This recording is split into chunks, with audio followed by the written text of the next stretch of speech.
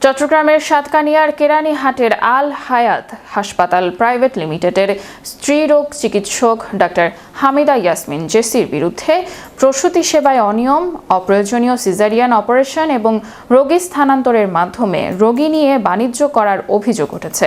ভুক্তভোগীদের দাবি, স্বাভাবিক প্রসবের সুযোগ থাকলেও অনেক গর্ভবতী নারীকে নানা কৌশলে সিজারিয়ান অপারেশনের দিকে ঠেলে দেওয়া হয়।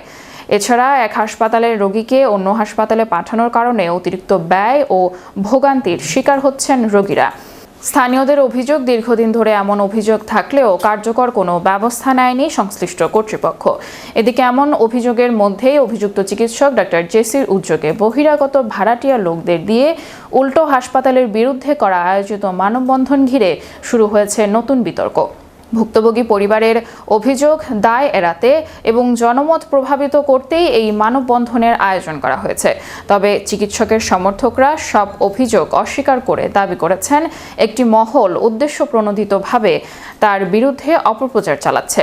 এই ঘটনায় নিরপেক্ষ তদন্তের মাধ্যমে প্রকৃত সত্য উদ্ঘাটন এবং অভিযোগ প্রমাণিত হলে দায়ীদের বিরুদ্ধে কঠোর প্রশাসনিক ও আইনগত ব্যবস্থা নেওয়ার দাবি জানিয়েছেন ভুক্তভোগী ও এলাকাবাসী।